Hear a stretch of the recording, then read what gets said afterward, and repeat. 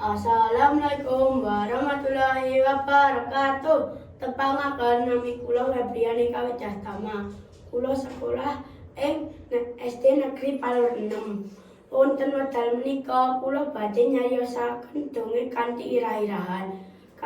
Mula bukane Desa Bekonang. Sugeng midhangetaken nggih. Mula bukane Desa Bekonang. Desa Bekonang iku desa ing Laladan, Kecamatan Mojolaban, Kabupaten Sukoharjo.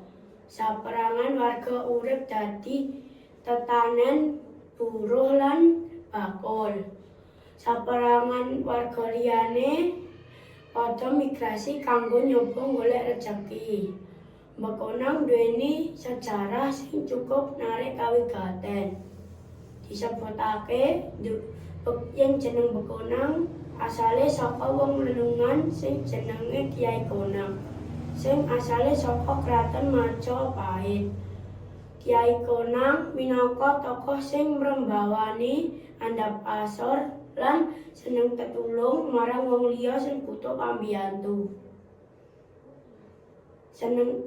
Nalika semono, Kyai Konang mlaku dhewekan menyang arah Mangulon nganti pirang-pirang dina.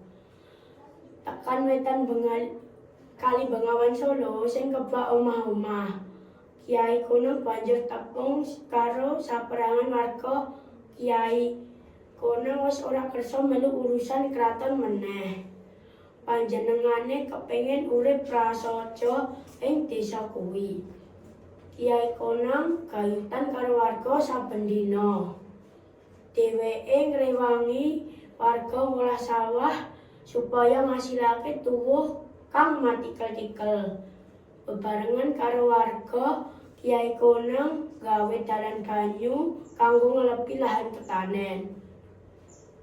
Kyai Konang uga nuntun warga sing ingon-ingon kaya pitik lan bebek. Warga ing kono entuk penghasilan sing cukup gedhe saka ternak unggas. Kahanan panguripan mundhak alon-alon. Kanthi tuntunan Kyai Konang, panen pari lan tani tunggal bisa nyukupi kebutuhane warga. Padha ngajeni banget marang Kyai Konang amarga wis nulungi warga sawetara sasi sebanjure. Kyai Konang miwiti mbangun pasar kanggo ngedol pari lan unggas sing dibudidayake warga. Kyai Konang ngadakni pirembugan karo warga kanggo mujudake gagasan iki. Pungkasane panjenengane mbangun pasar desa sing akeh-akehe bakulan yaiku warga lokal.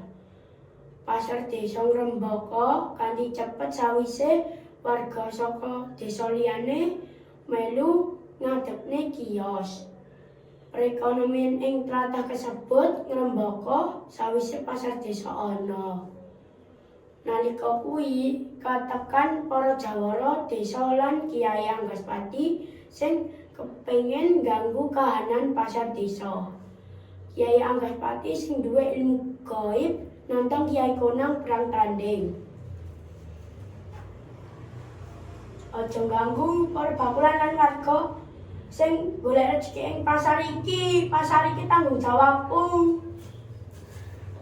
Hahaha, deleng wong iki sing arep ning adep awake dhewe. Ana wong lelungan sing aku kepengin dadi pahlawan. Aku ngelikake sampeyan sepisan meneh, aja ganggu pasar iki. Sampeyan deleng wae piye carane aku numpes sampeyan sing kepengin dadi pahlawan. Pertempurane antarane kiai loro sing kuat lan sing dumadi ing sakiwa tengene pasar desa. Kyai Konang pungkasane bisa ngalahke Kyai Anggaspati. Sawise perang nganti pirang-pirang jam, Kyai Konang lan warga nerusake aktivitas saben dinane. Kyai Konang lan warga nerusake aktivitas saben dinane. Kyai Konang manggon ing desa kasebut nganti suwene wektu tumekane seda. Jenenge digaitake karo dalu labete Kyai Konang banjur karan Bekonang nganti seprene. Mangkono mau dongeng mula bukane Desa Bekonang. Pesan moral kang bisa kepetik ing dongeng yaiku 1. Andhap asor, 2. Seneng tetulung marang liyane, lan 3. Lan duwé rasa tanggung jawab. Jeruk urut kanggo gosok inten. Menawi kula luput nyuwun ngapunten. Wassalamualaikum warahmatullahi wabarakatuh.